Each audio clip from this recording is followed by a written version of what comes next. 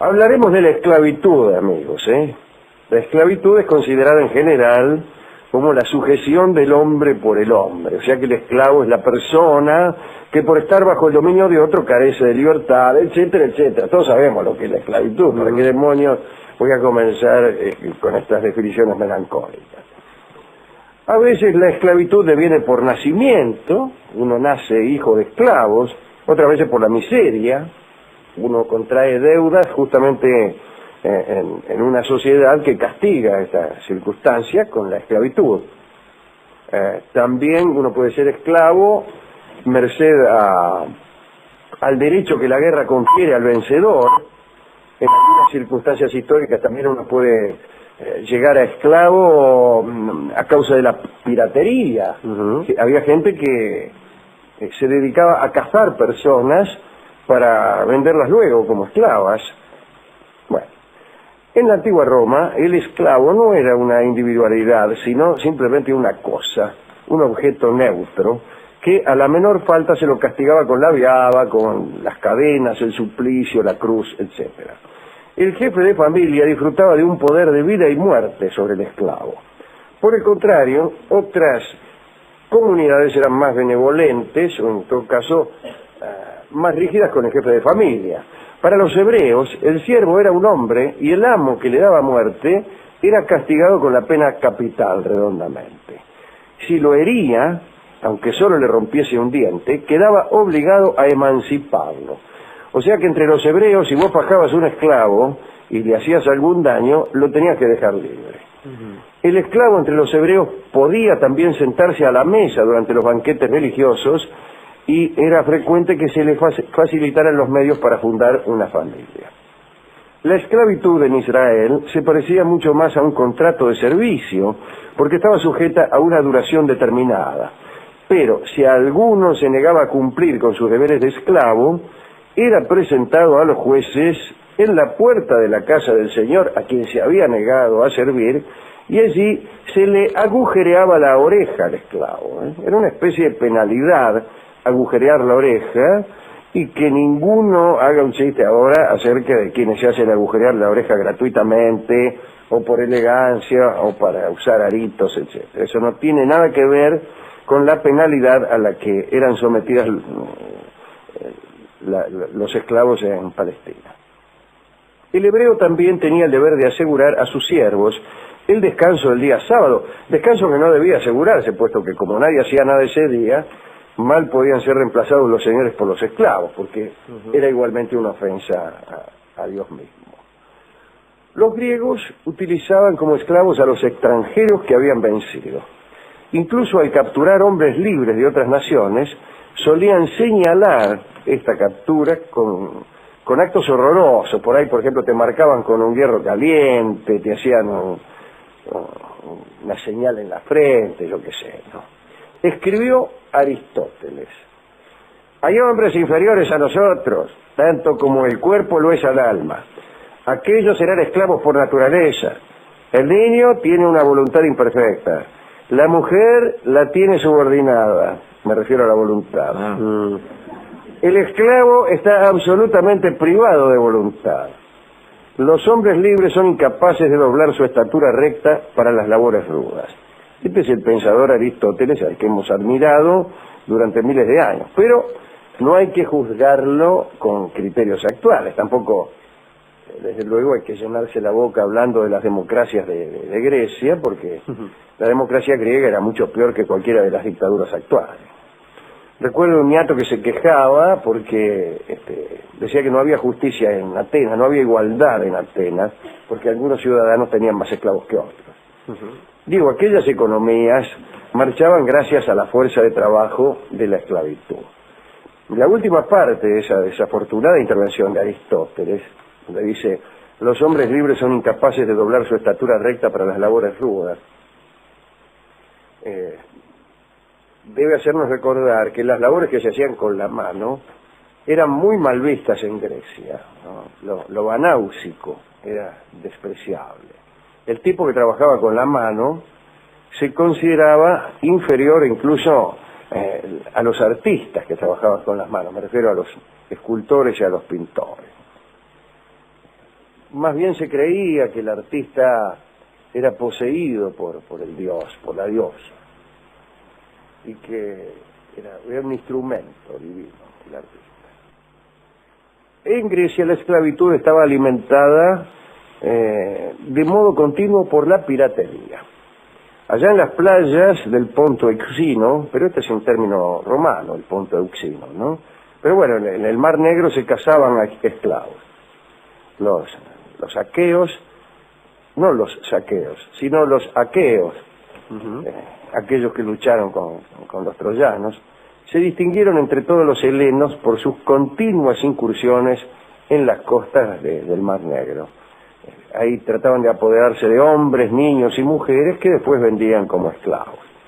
La captura no solo se realizaba en naves, sino, quiero decir, no solo capturaban personas que estaban embarcadas en otras naves, sino que a veces directamente en ciudades y en pueblos, o a veces con engaños, con astucias, con raptos, rondaban donde había juegos y fiestas y se apoderaban de los niños o de los viajeros extraviados. O sea que por ahí vos te ponías en curda en un bailongo y te despertabas en el mercado de esclavos de no sé dónde. Te despertabas y veías un tipo que estaba mirando los dientes a ver si estaban buenos. Egipto proporcionaba a Grecia a los nubios como esclavos de lujo. Jonia daba, según dicen, a flautistas muy hábiles y buenas bailarinas. El Peloponeso hacía provisión de mujeres bellas y con ingenio. A muy bajo precio se vendían los capadocios y los cretenses. Los capadocios porque tenían fama de tontos. Hasta hace poco esa palabra se usaba como sinónimo, ¿no? Estúpido. Los cretenses tenían en cambio fama de embusteros. Ahí está la famosa paradoja epimenédica que no me deja mentir, justamente. Epiménides era cretense y la paradoja comienza diciendo que los cretenses siempre mienten. Después sigue la paradoja, ¿no?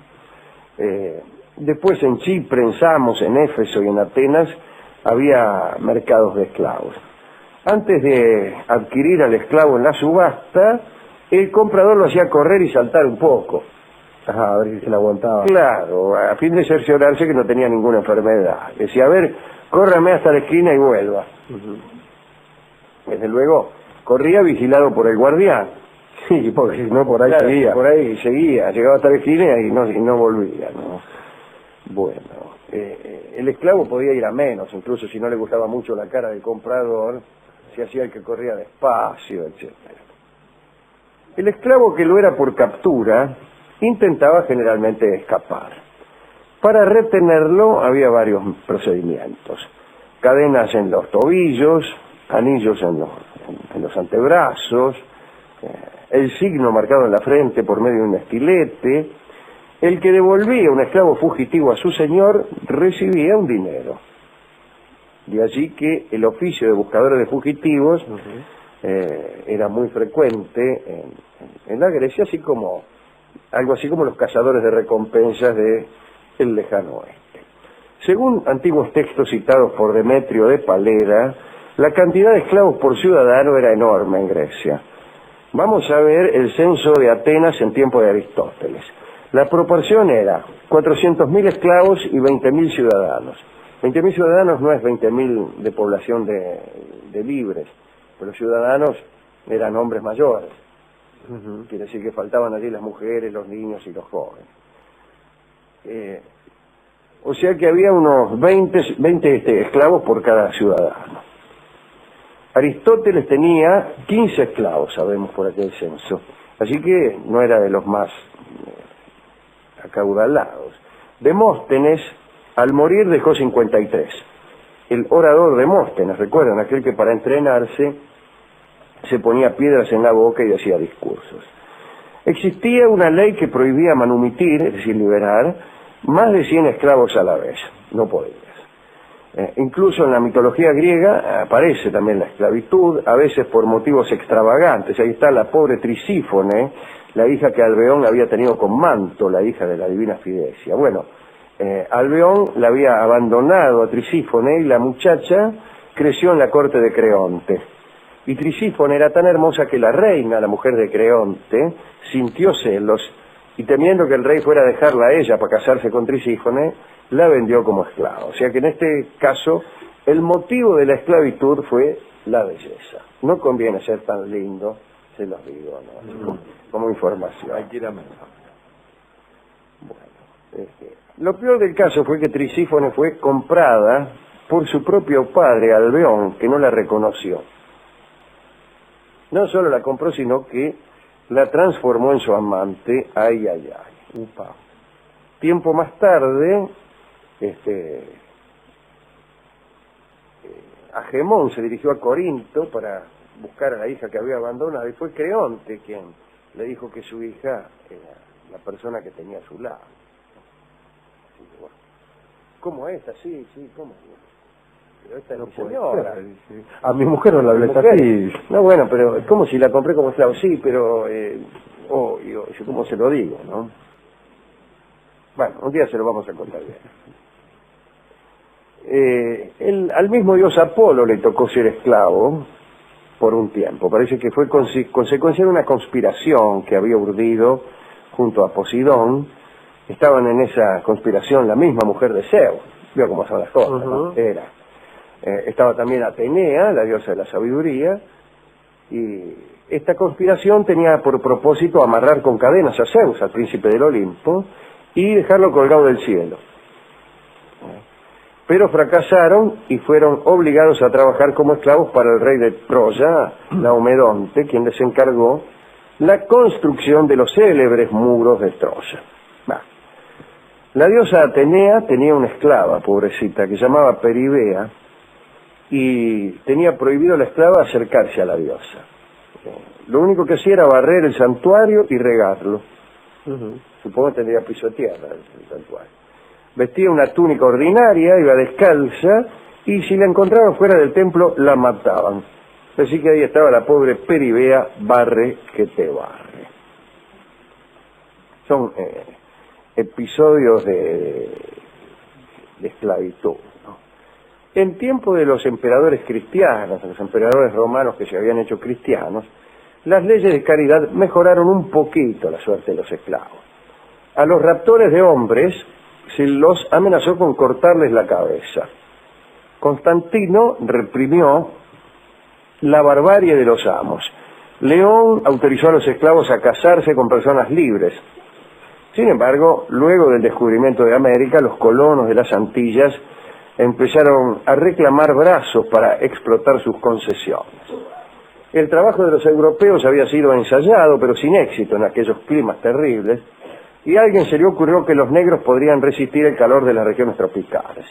Y así, durante 4 siglos, se transportaron millones de nativos africanos hacia América.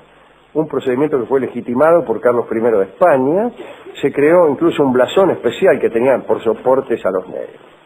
En 1687 se creó el Código Negro, cuya redacción estuvo a cargo del rey francés Luis XIV, que recomendaba la conversión de los mencionados morochos a la religión católica.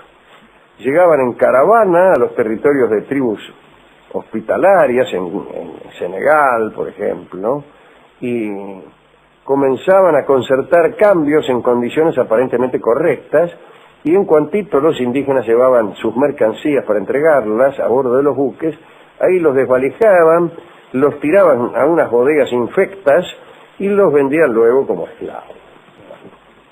En Francia, en 1794, en plena Revolución Francesa, la convención, a solicitud de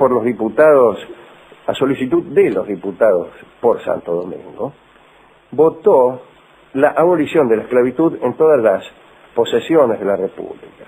Pero el 30 de Florial del año 10 se restableció la trata de esclavos en la creencia de que con ello iban a prosperar las colonias americanas.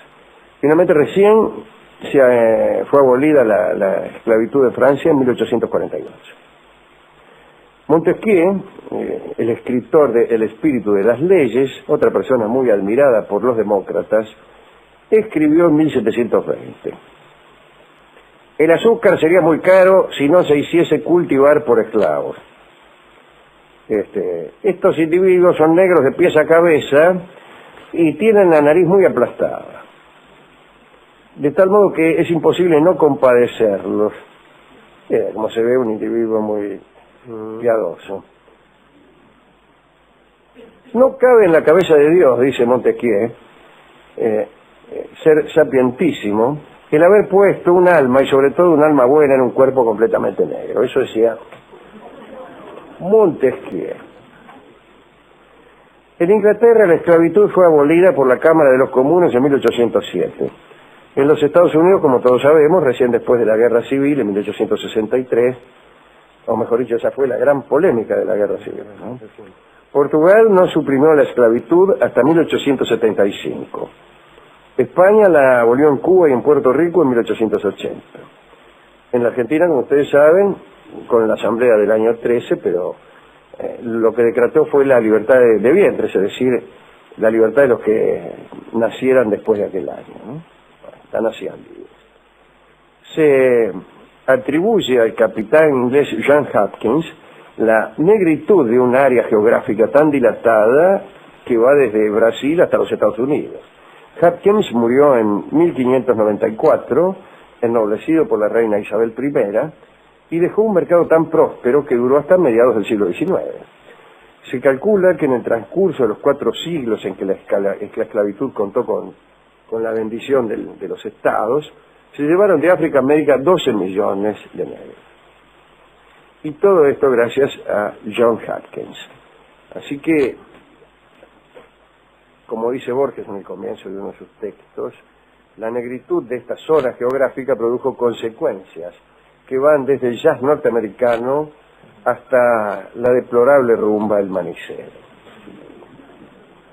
Son cosas que no había calculado Hopkins. La Argentina tiene motivos para estar orgullosa en ese sentido. Una de nuestras páginas gloriosas la escribió Hipólito Bouchard, un navegante que con patente de corso recorrió el mundo peleando a los enemigos de la patria y peleando negreros. Abordaba a los barcos negreros y obligaba a los capitanes a liberar a sus prisioneros. Dio toda una vuelta al mundo Bouchard, y ante Bouchard fue que un Estado reconoció por primera vez el gobierno independiente de la Argentina. Fue un Estado vecino de las Islas Hawái, un Estado independiente, unos muchachos que vivían en una islita, ¿no? Y el rey de esa isla, no recuerdo ahora el nombre, fue el primero que reconoció el Estado argentino como independiente. Estuvo en California durante unos días, tomó un fuerte en California. Y gracias a él algunas banderas de Centroamérica llevan hoy nuestros colores. Así que yo dedicaría esta charla de hoy a Bouchard, a todos los que han combatido de un modo u otro la esclavitud, ¿no? ¿Y usted? Yo a Hegel, que ha escrito un libro muy interesante sobre esto que se llama La dialéctica del amo y del esclavo, un libro que vale la pena leer, y también a los que siguen combatiendo de algún modo la esclavitud, promoviendo, Alejandro, el pensamiento, que creo que es lo que puede hacer, hoy por hoy en nuestro tiempo, combatir la estupidez, que también es algo que nos hace bastante esclavos, ¿no? Y una pregunta le quería hacer, que me había quedado antes de la dedicatoria, perdóname, pero también esto que se hacía en Grecia de ir a purgar a otro reino por un tiempo, tenía que ver con algo del orden de la esclavitud, ¿no? No era solo de destierro, ¿no? En estos trabajos, por ejemplo, que iban a la orden de los trabajos de Hércules son de algún modo los trabajos expiatorios, pero no era lo usual. Se purgaba el asesinato con el destierro, pero esto no implicaba ninguna clase de tarea. Si un noble era un criminal, seguía teniendo ese horror al trabajo manual. Bueno, yo ampliaría la dedicatoria a todos los morochos que conocemos, incluido este que está hablando.